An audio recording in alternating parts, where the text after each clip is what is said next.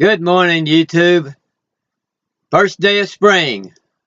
I'm sure looking forward to it. It's really nice outside. Got nice sunny weather. We had a little bit of a cool morning yesterday and slightly today, but we've got 7 days of nice warm weather coming up. And spring is here, and you can really tell it. All the flowers are blooming out. The trees are coming on. The post oak trees come on a couple of weeks early this year, and so did the mesquite trees. They don't post oaks. You don't start coming on till about the 1st of April, and then about the middle of April for the mesquites. But they both of them are already blooming out. So that's we're getting early spring this year, and it's really wonderful. And I'm going to enjoy my breakfast, enjoy my coffee, drink a little of this organic gold coffee, some of the brew in the brew cup this morning, and use this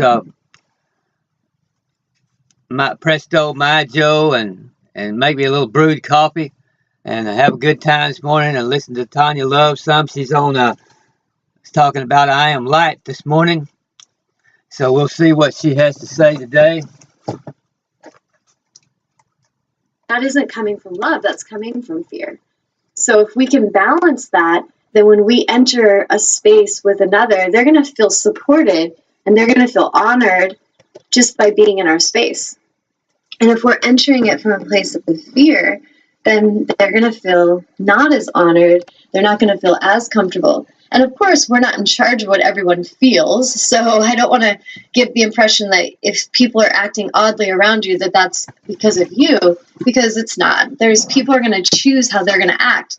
But what's important is not to be trying to change other people, but to just focus on what we can shift in ourselves, how we can be more awake and more aware as individuals, that we are in a space of love, that we are answering the calling from a space of love rather than coming from a place of fear. And so in essence, that's the goal, I feel, for humanity, is to come to this place where we can each show up for each other and we can really, come into every experience with greater love and greater light. And I feel that as we each remember that we are light, because we are one with the universe. We are vast beings of light and consciousness, and that consciousness is streaming into this body. And like what I like to joke about is the spacesuit, the human spacesuit. And when I'm laying in yoga and I'm present with my breath and I'm connecting and I feel the energy of aliveness, like as I speak, if you are able to close your eyes, if you're driving, don't do that. But if you're not driving and you can close your eyes and just take a deep breath and just really center and connect with your breath. That simple feeling of your breath can be very helpful in grounding your presence into this moment. And just turn all of your energy to your fingers, just to fingertips alone, feeling the presence there, feeling the aliveness. And as you tune in and feel the breath and feel the fingertips, you should feel almost like tingling or a pulsation of energy in the fingers. And that's the aliveness, the consciousness that is you, is in your hands. And it's all throughout your form. But if we were to lose this form, if this body crumbled and we just had like a pile, like Dr. Wayne Dyer had a great way of describing that the gift of anything is the space. It's the stillness and the space that brings life to anything. So he made an analogy of a pot, like you have a clay pot, and he was like, what makes this clay pot a clay pot? And some people might be like, well, it's the clay, the clay makes it a pot. And he's like, well, no, because if I smash this clay pot into a bunch of pieces and it's laying on a pile, it's not a clay pot. It's just a bunch of clay. And so what makes it the pot is actually the space inside. And so in this body, if we were just like a pile of bones and it's, you know, the end of a life when someone leaves their body, as we call it, like the soul leaves the body. There's just the body, there's the skin, there's the bones, all the fluids and liquids in the body, all the organs. But as they lay there, there's not a human there. There's no, like if I was laying there in a pile, there would not be Tanya there. It would just be a pile of like body stuff that was to create Tanya. And so my point is that the consciousness that we are, that is really who I am. And when Christ was talking about the great I am, I really understand what this soul was talking about, which was that he understood, he was in a space of self-realization, and he understood that he and him being connected to his source connection, which he talked about his heavenly Father, which was probably the best way he understood how to describe that, is the source connection, and that's consciousness. And so the great I am is this understanding that you are anything you desire to be.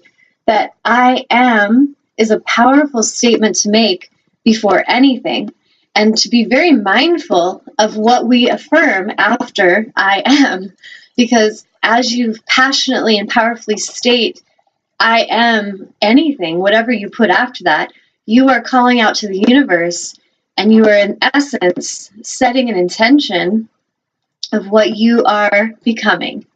And so it's really an amazing thing to pay attention to, of what are we becoming? What are we focusing our thoughts upon?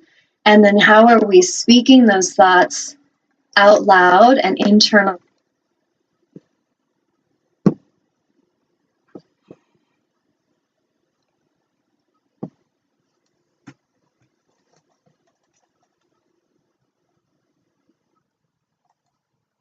Anything?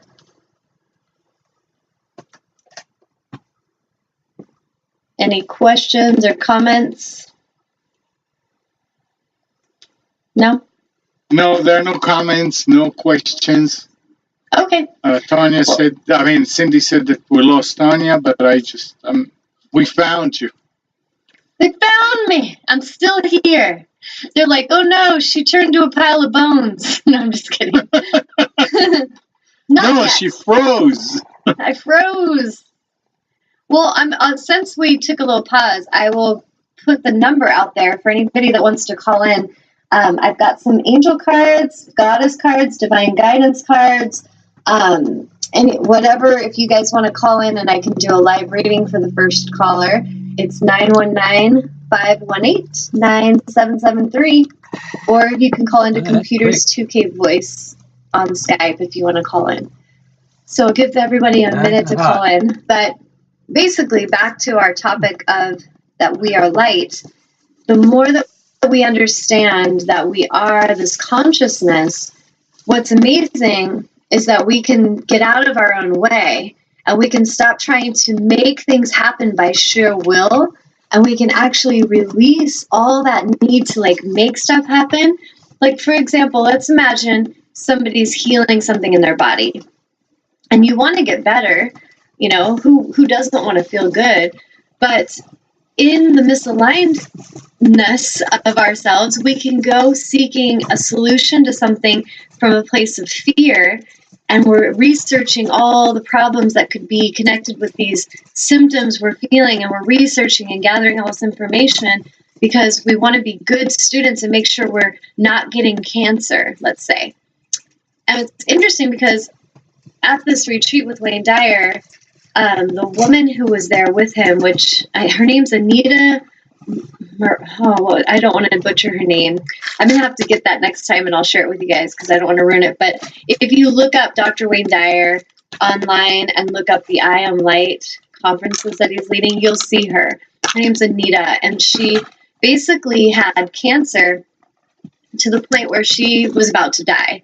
And she had tumors all over in her body. Her lymph nodes were completely just filled with cancer. And what's interesting is she went through this amazing experience where she actually went into a coma, and she was with Source, and she could feel her dad's spirit who had left his body nearby, and she had a lot of resolution about her life mission and why certain things had happened to her. And one of the things she realized in that experience was that she had manifested this cancer. And part of it was she was so obsessed and fearful about not getting cancer that she obsessed about it and she worried about it and she researched it to the point of magnetically drawing that cancer right into her reality. And the other day I was kind of giving a demo in my yoga class. I had the students in meditation and yoga holding these magnets, and I was showing them like when they're north-north, there's this energy. It's kind of like if you can see the magnets, they won't come together. They push off of each other. And so if you get that feeling energetically of energies not coming together, there's resistance. When there's that energy of resistance inside of ourselves, like if we're in fear of something, if we are in lack, like, oh, there's not enough money, I'm worrying about abundance. So all the abundance could be around me, but I can't let it in because I'm in resistance with it. I think there's not enough. If I'm worrying about sickness, then I'm in resistance with wholeness. I'm actually keeping wholeness just outside of my reach, and sickness starts to manifest.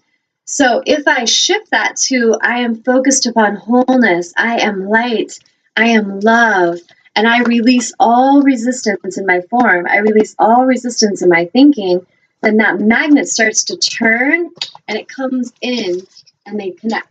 And that is when we are not thinking of the lack, but we're focusing on the wholeness, the wholeness, the wholeness. And then we have this amazing shift in our energy, in our reality, where now we are in a space of wholeness.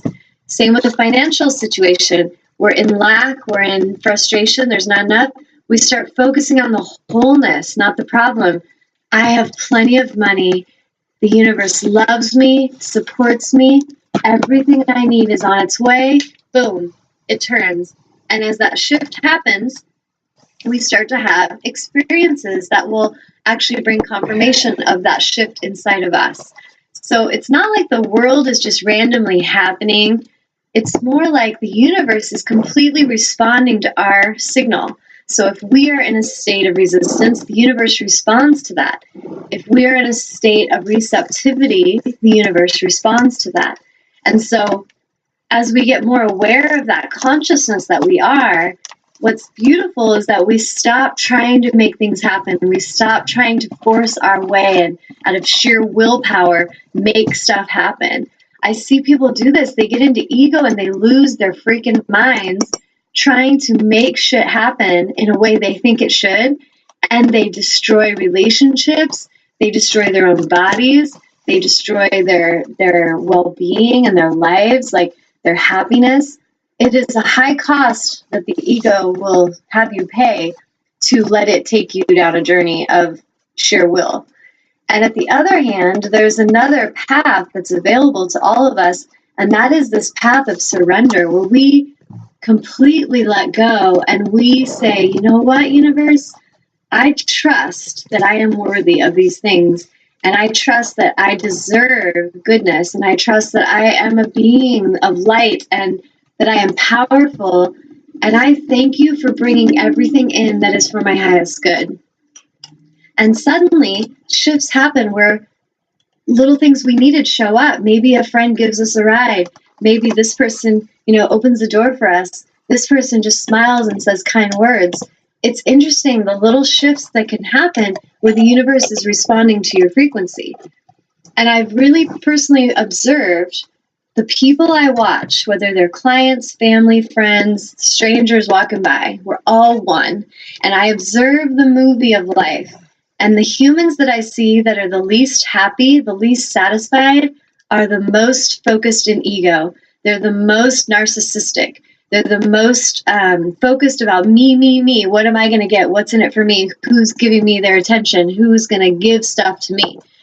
And they're very rarely focused upon gratitude. In fact, beautiful things could be given to them. Honor can be shown, and they just trample right through, disregarding it. And it's interesting to observe, and it's a missed opportunity for them and the lives that they have the opportunity to connect with. And then at the other hand, I observe humans who live their lives very much in a state of reverence and honor, and appreciation. And they're giving gratitude for the smallest thing. Thank you for opening that door. Thank you for bringing me water to the waitress. I was just